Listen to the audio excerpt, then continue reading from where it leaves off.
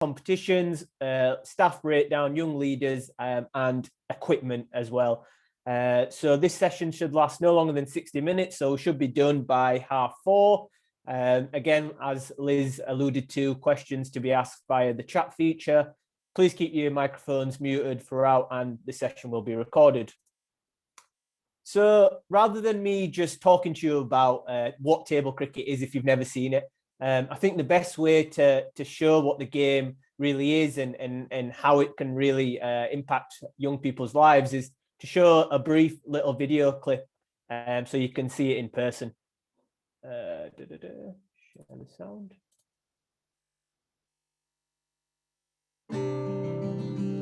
Table cricket is for any individual out there, but particularly those with physical or learning disabilities that might not necessarily be able to get involved with sort of everyday sport. Table cricket makes this sport a level playing field for all of those individuals. There are lots of children who can't access absolutely everything, and for this, there's no one at our school that wouldn't be able to do it. I bet that game there is It's just like the involvement really, just team sports, being with your mates, meeting new people, just getting that enjoyment out of sport really. The impact has been massive on the school. It creates that camaraderie away from table cricket. They're expressing themselves and they're talking to their parents and they're talking to other children about table cricket and about sport generally. It's just to like get everybody together because people get left out because of how they are and it's not nice. So it's to give everybody a chance. It's also really good for developing transferable skills. So we're looking at problem-solving skills, creative thinking, leadership, all these skills that are really good for later life. After first go cricket, I really scared to play, and now I'm calm. Closer together, I'm making more friends. I want 2 of my friends with me. I don't have them, I will be lonely. You want to try and get the game into a wide variety of different people, and this is a great access for that. Disability sport is amazing at bringing people together and getting that social interaction and that confidence going. And more than the skills, that's what I love about this. They're just having a lovely day out, and that's the most important thing, isn't it? In disability sport, it's quite rare to see competition. It really means something to them to win and to get through to Lords. The disabled people get the same environment as the mainstream football, like cricket as you said, they get the World Cup, we get this. I'm really happy. Really happy. Yes.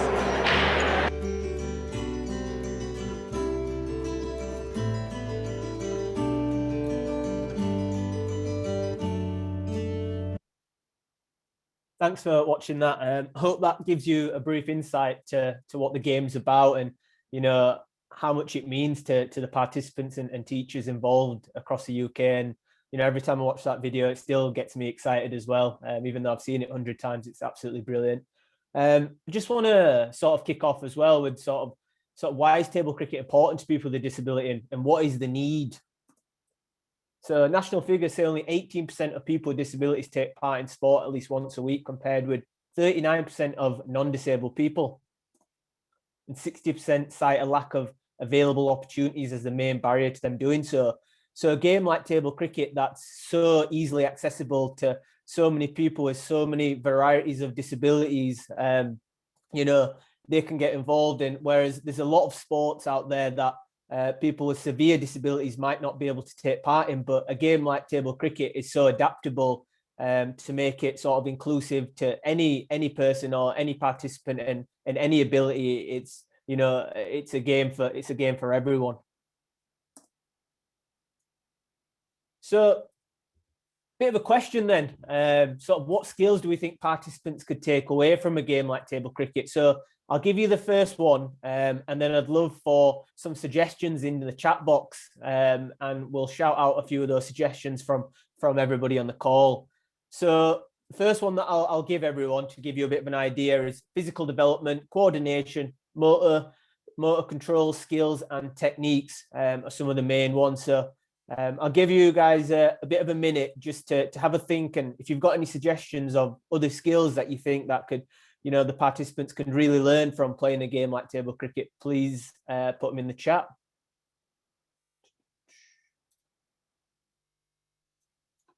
Yeah, brilliant. Working together, patience, communication, problem solving, mental development, hand-eye, social development. Yeah, math skills, social development, problem solving. Fantastic. Some great suggestions here. Leadership, friendships, turn taking, thinking skills. Fantastic. Thank you for that, guys. So we'll flick through the rest of them then. So we've got awareness, focus, perception, prediction, observational abilities, personal development, confidence and self-esteem, responsibility, adaptability, teamwork, cooperation, communication skills, sporting friendships, peer respect, and to create those essential links outside of school as well. Numeracy, learning to score and umpire as well. So it's not just physical activity, but we're taking away those math skills as well from playing the game. So a lot of people on this call got a lot of them on screen as well, which is absolutely fantastic to see. But as you can see, from a game like table cricket, all these crucial life skills that they can take away from the game, is invaluable, really. So just going to move on to the next section then, just a little bit about how to set up a table cricket table. And the best way to sort of show you how to do that is through this little video here.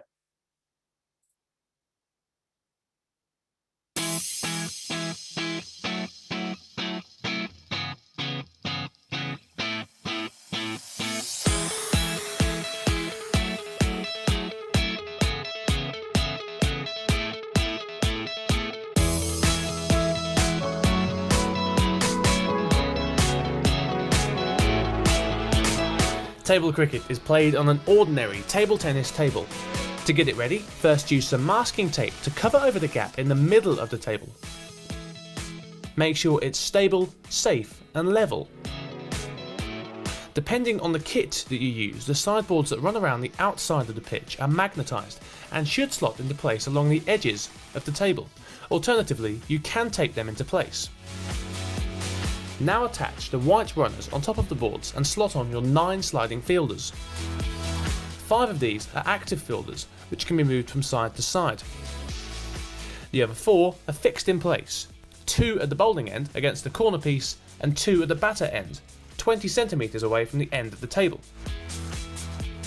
The bowling ramp is placed at the opposite end of the table to where the batter will receive the ball. The batter can only hit the ball from within the batting crease. The crease is 36 centimetres in depth from the batter's end of the table and is marked using white tape across the length of the 2 wide markers. The wide markers either side of the batsman are measured using the length of a table cricket bat. You're now ready to play table cricket. Have fun!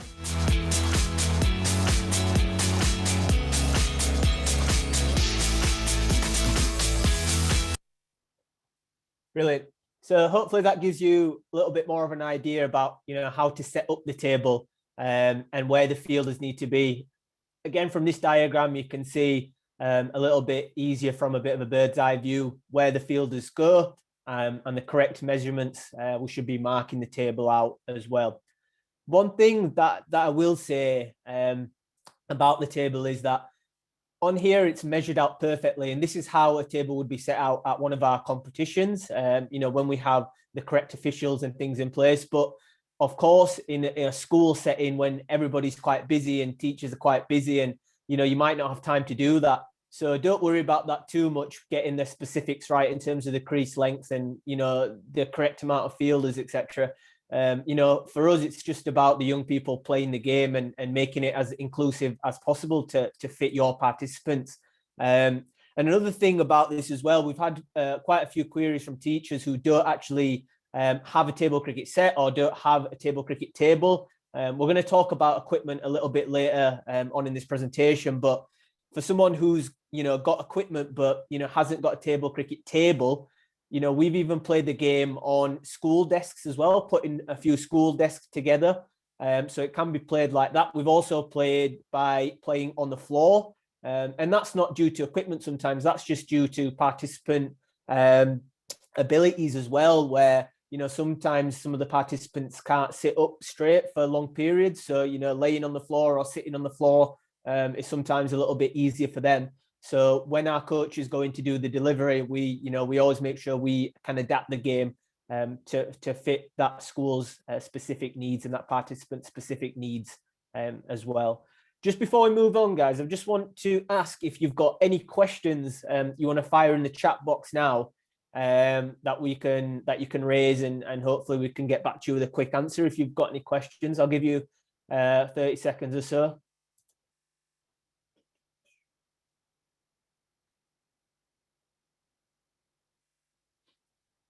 I think I can see any questions there. So how many how many fielders you can have? So as you can see on this diagram in front of you, so you have 1, 2, 3, 4, 5, 6, 7, 8, 9 fielders in total. So 3 on one side and 4 on the other side, with 2 fielders on the backboard near the bowler. Hi, Rohan. I think it might be good just to cover the equipment part now, just because we've had obviously a few questions there. So in terms of the equipment that is most commonly used, it's the Davies set, which can be purchased from the Davies Sport website. I will share the link to that after the meeting with everyone, so you can use that to purchase. We have actually been developing a new set recently over the last couple of years that we are hoping will be released in September, but obviously there have been a few setbacks because of the lockdown. That will be available to schools around the country really, and we will be distributing that and speaking to everyone about that nearer the time. So in terms of the Davies Sport one, that can be purchased, I believe it's £190 without VAT. And there's another set which is magnetic, but I wouldn't presume many of you have that. It's something that we sort of used years back, and there's still a few sets available.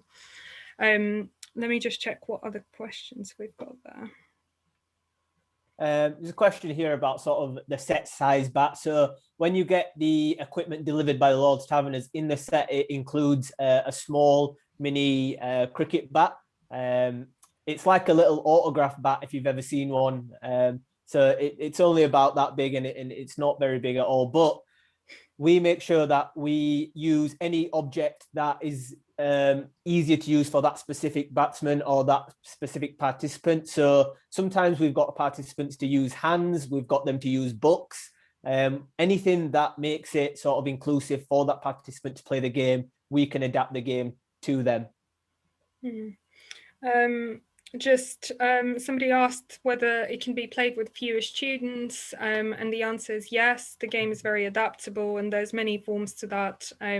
Rohan, I don't know if you want to cover that, but essentially, there's a fielding and batting side, which you can freely adapt for two to 6 participants. Yeah. Just something that I wanted to quickly touch upon in terms of the sets as well. I think Natalie mentioned that some are getting a free set. That is true. We sent out the survey a couple of years ago, and schools that fill that out will be getting a free set. That is something that we will be in touch about nearer the time, really, once we have more information about the actual release date of the new kit. Brilliant. Is that all, Liz? Nope, they just keep coming. It's good. Good. Can you progress in a game, make it harder? I suppose you can make it harder, which I'm gonna talk a little bit about now. And we do that by changing the actual ball that you play with. So I'm going to move on to that now. I think that might be my next slide, actually. So with that in mind, I will move on. And we'll come back to the questions in a few minutes as well. So next slide is the rules, actually. But I will elaborate on how we can make it a little bit harder for some of your more skilled participants as well.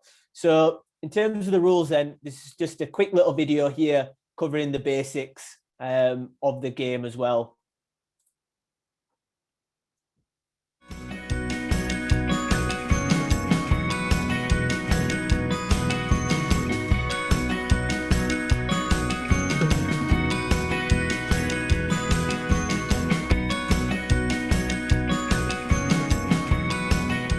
Table cricket's a very simple game. We've got a little launcher, a sloping launcher at the end, and that launches the ball towards a batter on the other end of the table, and the batter then just tries to guide the ball into one of the green gaps on the side, and they can score 2 runs, 4 runs, or even 6 runs. And the fielders, meanwhile, they can slide these fielders up and down and try and stop the batter from scoring runs, or the ultimate is to catch them out by stopping the ball on the red zone. The game starts, each team starts with 200 runs, and then they have to play the ball as best they can to score 2, 4 or 6 runs.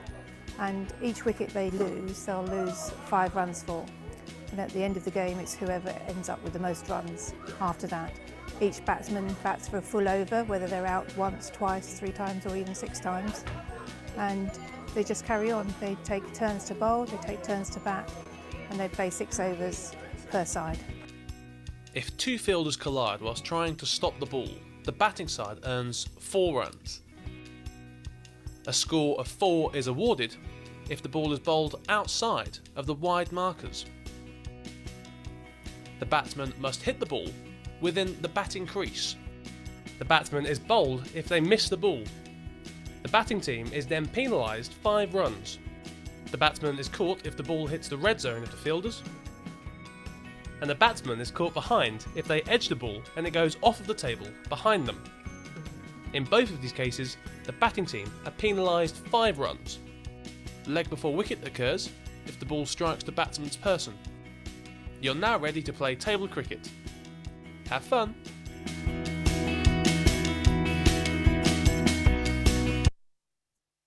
Fantastic. So that gives you a bit of a brief idea of what the basic rules are then. So each team starts with 200 runs. Each batter faces 1 over 6 balls, regardless of how many times they are out in the game. And that just makes sure that the game is as inclusive as possible and that all the participants are getting equal opportunity. So the batter cannot hit the ball until it crosses the batting crease as well. And that's just for safety reasons, really. So we don't want the batter reaching out too far in front and, you know, potentially injuring someone in front of them as well. Each player bowls 1 over again. So that's more about the inclusivity side of things and making sure everybody gets a go and nobody's left out. Runs are scored by hitting the green scoring zones. Each are marked with a yellow number marker designated the value of runs scored.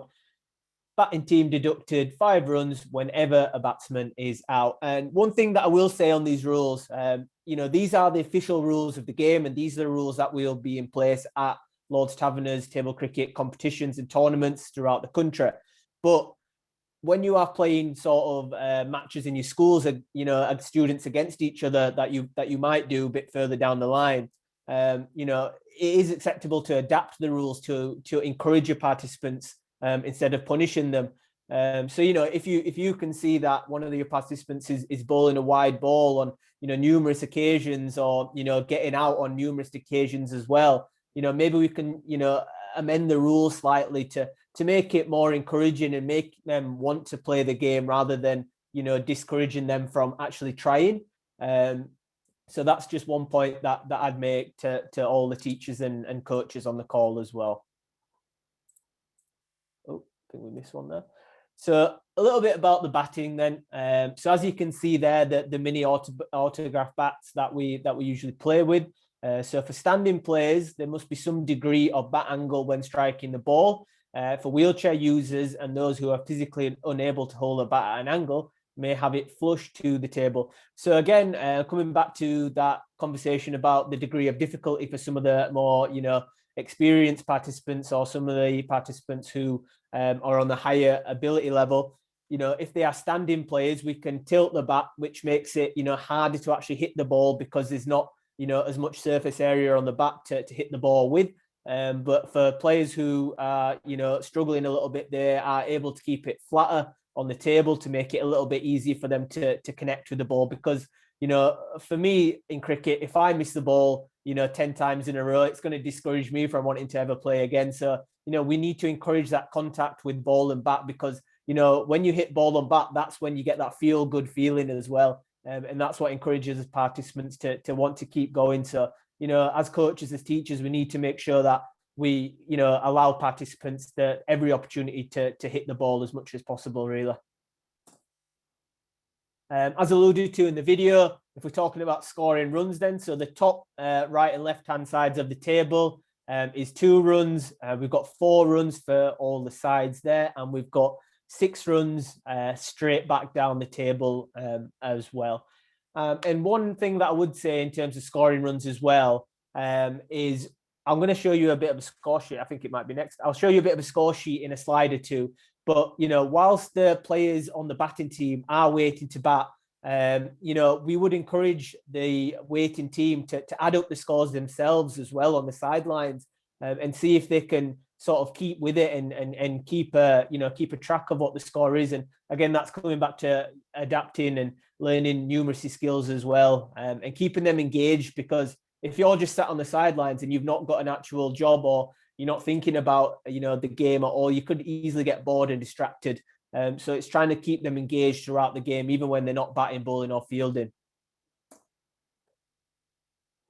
Okay, then. Have we got any more questions before we start talking about the ways to be out? Got any more questions in the chat, Liz, that we can see?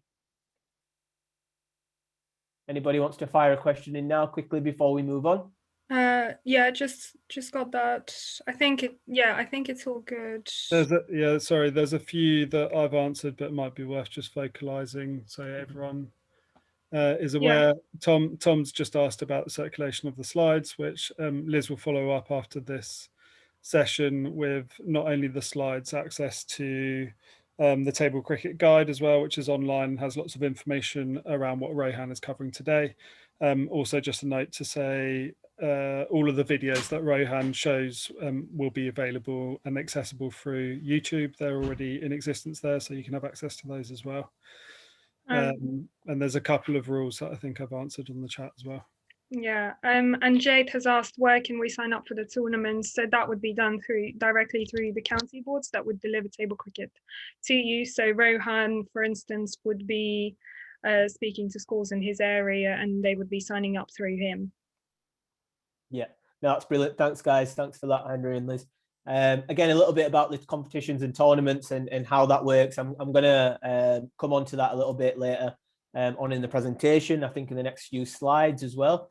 So just before we move on then, just a little bit how you're actually out. And I know that, the video alluded to a couple of ways I think you can be out. So being bowled is when the batter misses the ball and it rolls straight off the table within the wide markers. Caught is when the batter plays a shot that hits the fielder on the red area on the sides. So caught behind, where the player hits the ball off the open end of the table. LBW, so we could probably say HBW, and hand before wicket, so the leg before wicket here. But playing the ball with the arm or hand, getting in the way and not using the actual bat. Ballistic hitting, striking the ball with excessive force, and that's up to you as an umpire. It might just be a very, very good shot and they might have connected very well with it. Or there's the other hand where there can be some excessive, power behind it, and that can become unsafe for some of the participants as well around the table. So we always have to keep that in mind as well. So caught and bowled as well, when the bowler catches a ball out by using the bowling ramp as well. So as you can see in the bottom right-hand corner, the bowling ramp usually has a little red strip down the side of it.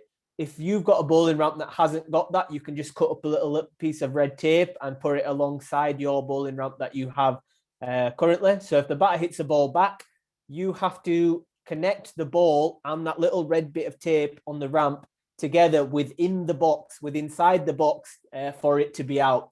As you can see in that image, the actual tip of the ramp is outside the box, but the connection with the ball and the red tape is inside the box. So that would still be classed as out, because we've had a few questions on that previously as well.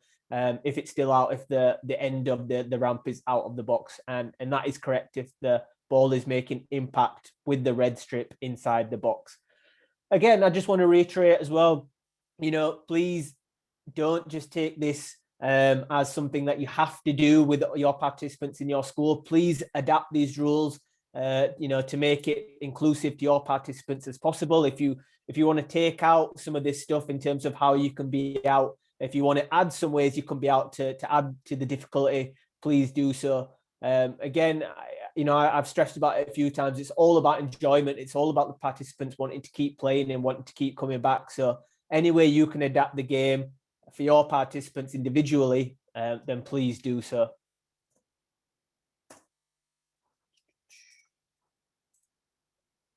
Okay, then. So a little bit about the bowling then. I alluded to it a little bit earlier on the difficulty level. So when you are bowling, you can make it a little bit harder for the batter because we have two balls in table cricket as well. The first ball, it runs in a straight line down the table. So it's a little bit easier for the batter to hit. The second ball that we can use is known as the swing ball, which contains a little bias inside of it, which enables you to sort of swing the ball left to right, and it curls in a bit of a zigzag shape instead of just going straight down the line. And that adds a degree of difficulty for the batter to actually hit the ball and make contact. Again, we're moving on a little bit to the rules, which we've alluded to as well. So a wide is called if the ball is left or missed by the batter and is outside of the wide ball marking. 4 runs are awarded for a wide, but an extra delivery is only added in the last over of the innings. And again, why we only add a extra delivery in the last over of the innings, is to promote that sort of positivity throughout the game and not punishing participants for trying. So if we added an extra ball for every single wide throughout the game, it could prolong the game for a long period of time and discourage participants as well. So we'll only add an extra ball for the last over of the innings as well. So 4 runs are also awarded for a no ball when the bowler flicks a ball down the ramp or pushes it with excessive force. So similar to the batting, if you're hitting it too hard, you can also bowl the ball down the ramp too hard and make it impossible for the batter to, actually make connection. So up to you as umpires and coaches and teachers to sort of judge that at your own discretion, really. The bowler can move the ramp and use it as a fielder. The ball can only be stopped when it is in with the bowling crease. If the bowler does not move the ramp and the ball makes contact with the ramp, the batter is caught out. So again, I explained a little bit more about that in depth a little bit earlier on as well. So a little bit about fielding then. As you saw in the video, so if the red ball makes contact with the red side of the fielder, that's caught as out and taking a catch. If it hits the white side of the fielder, that's actually going to stop any runs from being scored. And again, we alluded to the bowling ramp being used as a fielder here. And it gives you a bit of a visual sort of example of what exactly I was talking about there. So scoring and umpiring then. So when you go to a Lords Taverners tournament, which I'm sure some of you on the call have been before, we always have an umpire and we have a scorer as well. This umpire who is officiating the game, there is specific signals, just like there is in a mainstream cricket match. There's specific signals for specific actions in the game and runs also. So as you can see here, for 1 run, the umpire would stick 1 finger on their chest and signal 1 run. So if you are in your living rooms or if you're in your classrooms at the moment, please have a go at doing this as yourself while I run through it. So 2 runs on your chest like that. 4 runs is the standard signal as it is in mainstream cricket. 6 runs as well. Dot ball is a clenched fist like that, and that's dot ball. No ball is the arm stretched out. The out is the usual cricket signal of out with the finger up. The fielder clash, as you know, we spoke about a little bit in the video there, when 2 of the fielders on the side of the table come together, the umpire signals a fielder clash. And a wide ball, which is a standard one, both arms out wide as possible to signal a wide ball as well. Okay, so as I mentioned earlier, as part of the batting team in a game, for them not to be bored, we would encourage that they would sort of take part in the scoring side of things as well. So you could score a match, with an actual official who is a scorer, but you could also give a score sheet to your batters who are sat waiting to come in, and they could have a go at scoring the game as well. And it's very, very simple, as you can see here. So, for example, batter number 1 is Asif. And on the right-hand side, you can see his 6 balls that he's faced. He scored 2 runs. He scored 4 runs, and he was out. And that W stands for wicket on the 3rd ball. His total score was 16, and he lost a couple of wickets there as well. So the score sheets will also be sent out as well by Liz for you to put in action at your school, and to hand them to some of your participants to have a go as well at filling them in while a game is in process. Okay, then, so we're going to talk a little bit now about a bit of a case study, and this is, Riley, who is one of our participants in Yorkshire, who's involved in our table cricket program over here, and his story really shows about how much the game means to him and how it's impacted him and his family's life as well. So it's a very short clip, but it really shows the impact of the game as well. If it will load. Bit of a strange one.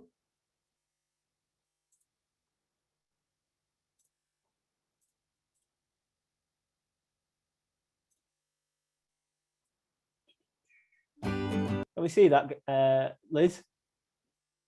Yeah, I can see it. We can see that. Riley was born with a neuromuscular genetic disorder. He has very poor muscle tone.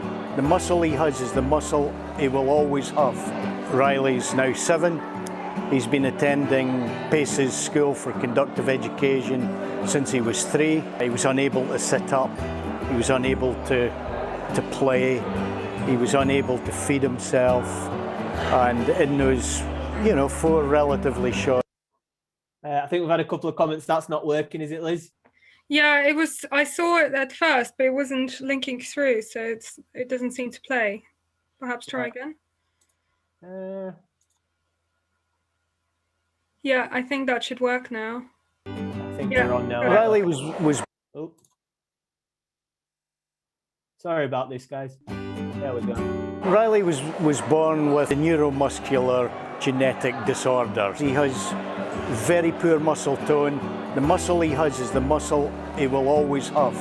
Riley's now 7. He's been attending Pace's School for Conductive Education since he was 3. He was unable to sit up. He was unable to play.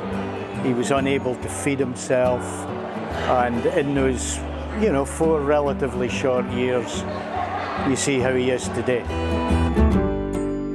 Since he's gotten into the table cricket, that's now become, something of the moment. Riley's experiencing the team ethos, playing cricket with his mates, that camaraderie that comes from team games. Anything that helps Riley's fine motor movement, that's great. And you can see him concentrating on the ball, preparing his hand and his arm to play the shot, just like any cricketer. Today I don't see disability, I see lots of abilities from challenged children. That's what I see. And you can hear it, you can see it. If somebody had said to me 2 years ago, you will see Riley playing cricket, I have today.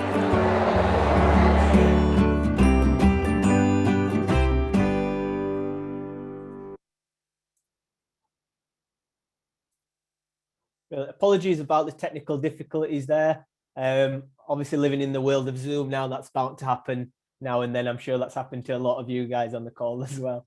But again, fantastic story there from Riley. And that's just, one example. There's actually hundreds of participants like Riley over the country who, the table cricket has really impacted their lives in such a positive way and impacted their families' lives as well. And I'm a person who's seen it firsthand. And I've said this to quite a few people over the past few months, but the main sort of enjoyment out of my job is attending these competitions and seeing how much it means to these young people. And with COVID and not being able to do that, it's really sort of put a downer on things. But hopefully with some positive news this summer, we'll be able to see some more participants playing table cricket as well, which I can't wait to get started again. Just moving on then. Just a little bit about regional and national competitions. So as I'm the disability lead in Yorkshire, this is a Yorkshire example, but there will be a person exactly like me in your region, in your county, who works for your local cricket board. If you're not sure who that person is to get in touch with, please get in touch with Liz, and I'm sure she will point you in the right direction to speak about that and speak about your specific competition framework in your county. For Yorkshire, just to give you a little brief idea of how it works, we have 5 regional qualifiers, and we break that down into North, East, South, and West Yorkshire. So West Yorkshire, Yorkshire being like its own country and being so big, we need to have 5 regional qualifiers. So the top 2 schools from each of those qualifiers go through to the county final, which is at Headingley Stadium. And the winner of that then goes on to the national finals at Lord's Cricket Ground, where the image on the right-hand side there is a school called Ralph Thoresby, who I think have won it 3 times, and they've been national champions, and they're from Yorkshire as well. So pretty proud of them as a team and as a unit who, they take the table cricket very, very seriously, and it's absolutely fantastic to see, what it's done for the students at their school. But like I said, there will be different sort of formats and different ways that your competitions run in your home counties. Similar again to the staff breakdown, this is Yorkshire centric, but just gives you an idea. It'll be different in your specific county boards in your counties as well. So we have a specific coach for each region of Yorkshire, and myself, who is the programme manager, making sure that everybody's in the right place at the right time, and everybody has a very good opportunity to get table cricket into their schools. So a little bit of a video just to show the impact of competitions that it can have on students, and it's a fantastic example. I think this one's of a competition in Kent.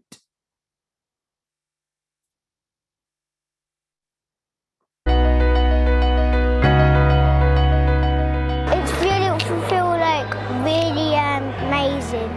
I get confident because my friends can sport me, like when you're about to hit the ball, you can get sport.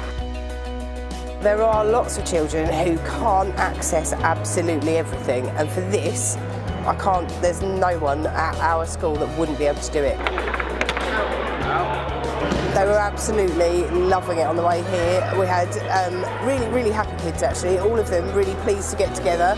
They're making friends with children in different year groups with different interests. A lot of them are quite shy, quite reserved, and here it is a very different ball game.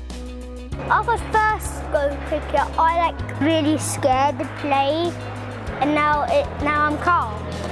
After it's so amazing and stuff. And you have your friends with you, don't you? Yes, or 2 of my friends with me. If I don't have them, I will be lonely. Now I'm at this place, I'm really happy. Really, really, really happy. Yes.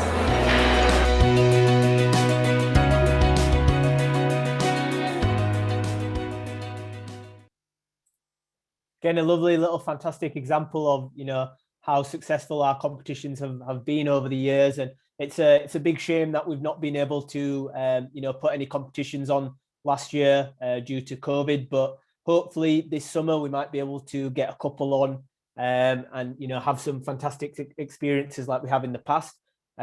Just going to touch on the Young Leaders briefly because I know that we're running out of time. So the Young Leaders course is an award that has been developed by Sport Leaders UK in partnership with Lord's Taverners, and the purpose of it is to upskill and give recognition to some young people who volunteer on the table cricket programme and at national competitions as well. The award is delivered by your specific county board, so in my case it's the YCB, and we equip the young leaders with all the skills to run a table cricket event. So much similar like the things that we're going through on this presentation today, we'll do very similar with the young leaders who will be officiating and scoring and running local competitions for us as well. Last year, we were able to equip over 25 leaders with skills to help them at local competitions to gain the valuable experience. And and 5 of the young leaders who are pictured on the right hand side actually were invited to Lords to help out in the national finals, and it would have been a once in a lifetime experience for them to do so, but due to COVID we had to cancel that competition, unfortunately, as well. So some of the responsibilities for a young leader, they'd have to undertake a training stage within their school or college, which would be looked over or overseen by your local county board, display a working level of skills and behaviours outlined within the curriculum. They'd have to attend a competition, undertake at least one leadership role from the below options of umpire, scorer or buddy. And, once the leadership role has been undertaken, they can receive a certificate. And it's absolutely fantastic to show future employers or, to show, the friends and the families, it's something that they've taken part in, and they may not feel like disability sport or table cricket was for them at the start from my personal experience, but once they've actually taken part and helped out, their mind suddenly changes and, they can't wait to do it again. And again, the young leaders courses here, the majority of participants on the Young Leaders course are young people without disabilities from, local mainstream schools or local colleges who want to upskill, themselves and learn new experiences, really. Some of the roles in terms of the umpiring to oversee a table cricket game, understanding the scoring, and one that I think is probably the most important is the buddy who supports the team in the competition, and assist in the team scheduling, encouraging and motivating participants, because some of the participants that I had in my personal experience from mainstream school had never actually spoken to someone with a disability. They're often quite afraid to say the wrong thing, but they soon learn that, that's not the case, that, a person with a disability is just like anybody else. And it's not something to be scared of. Most of the time people with disabilities often laugh at themselves. And if you can laugh with them, and make it a positive situation sometimes when something silly happens, then it always ends well. So yeah, a little bit about the equipment and the TC guide to finish off. Liz, I think you alluded to most of this anyway a little bit earlier, but again, there'll be a new table cricket being developed this summer. Hopefully that will sort of come out towards sort of late summer or back end of the year. Obviously depending on sort of what happens with COVID and how quickly we can get that through. You can buy a full table cricket set from Davies Sports as well via the link that I'm sure Liz will send out. And all the information that I provided on the call today can be seen in the table cricket guide as well, which Liz will also send you a link to.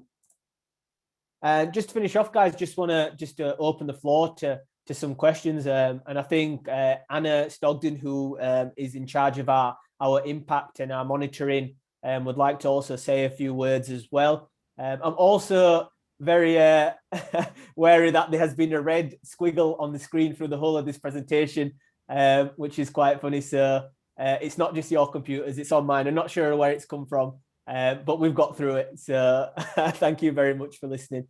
And Liz, Anna, Henry, do you want to jump in, one of you?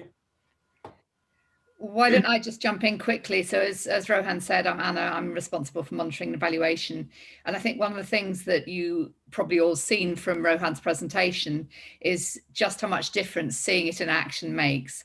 And so when we're looking for impact, we're really clear that from what our participants and those around them have told us, the teachers, their parents, just what a big impact it can have. Everything from fine motor skills through maths to coordination, social communication skills, making friends, just a really big range of different things. And it's really important for us to be able to introduce more schools, enable more young participants to take part in table cricket. And to do that, we need to have a way of demonstrating to people the difference it makes. So I guess my plea to you is to be aware of particular individuals for whom playing table cricket has really made a very big difference in whatever area, however small.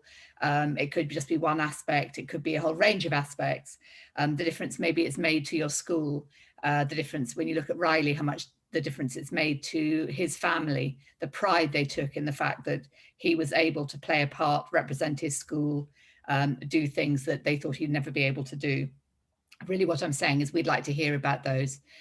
These are case studies. This is impact, demonstrating impact of this game. And it helps us being able to go to our funders, our supporters, and say, this has a real impact on so many children, and they can see that. And whether it's a written case study or whether it's a video case study, we would really, really like to hear from you about those things. It's what makes it possible for us to continue the rollout and expansion of a program which involves people who perhaps very rarely get involved in other sports. So that's my plea to all of you. Brilliant. Thanks for that, Anna. That's absolutely fantastic and some great points there. Liz, would you like to finish off, Henry? Yeah, just before Liz finishes off, I think just going back to a point I think Bridget raised, which was can you make the game harder? I think there's a few points just to allude on which Rohan has highlighted. I think it's really important to say that we run a national competition, and that's just one element of the program. And you know, there was a clip in one of those videos where it said, you know, mainstream young people or mainstream footballers have the World Cup, and this is our equivalent of the World Cup. So the competition is something to aspire to, and at the competition it is played at a level that is really high. And when you look at the guides and the rules in more detail, they are the rules that are played sort of to the T at competition level. But that's not to mean you can't be flexible and adapt to the game within your school. And actually competition might not be the right sort of offer for you immediately. If you're new to table cricket, you might want to take some time to familiarize yourself, because there are schools that are playing table cricket on a weekly basis, and they are training to win the national competition at Lords. Ralph Forsby, which is a school up in Yorkshire that Rohan mentioned, is exactly that sort of outfit. And when you see that competition in action and the finals, it becomes a very tactical game and very sort of skilled game. And there's also, you know, different facets to the game where, you know, the captain has a really important role in determining where he places his fielders, who bowls when, and making decisions, which is really good for their personal development. But also, just to sort of reiterate, although this is a very simple game, there is a lot of levels to it, and that actually can become quite an intricate game. And that's something to aspire to, particularly if you have a group that has really taken to table cricket. But yeah, within your schools and within your group, you should absolutely adapt it where suitable. And lots of you have highlighted, you know, are there ways that we can play with less people and, you know, different formats? You absolutely can. There's lots of fun challenges you can play. It doesn't have to necessarily look like a match. Brilliant. Thanks, Henry. Yeah, I'm aware that it's 4:30, so I'm sure we'll brush up and finish up after Liz has said a couple of words. Liz? Yeah, I was actually going to mention what Henry did, but also to let you guys know, if you have any questions or anything was unclear about today, feel free to get in touch. I'm likely to send out all the resources from the training today, probably tomorrow. That will include all the things that Rohan mentioned and probably a few other things that you might find useful. And you know, it's been alluded to throughout this session that, you know, if you are unclear in terms of who to get in touch with to receive some table cricket training or have any queries, just feel free to get in touch with me. You should have my contact details through the training. And yeah, I just wanted to say a huge thank you for joining us today, for finding time to do this. We're really glad you did that. And thank you to Rohan for doing a brilliant session for us. Brilliant. Thank you, Liz. Thank you for everybody joining the call today. I'd just like to finish off by saying, if you have any positive comments that you want to send on to Liz, we'd much appreciate that, because I'm sure that Anna can also use those quotes as well somewhere. Also, if you've got any negative comments or constructive criticism that you can send across to Liz, please do so as well, because, you know, we want to roll this training out a few times, probably over the year. So any sort of pointers that you can give us to make it better, we'd also appreciate that. So once again, thank you very much for joining, and we hope to see you all soon as well. Thank you very much.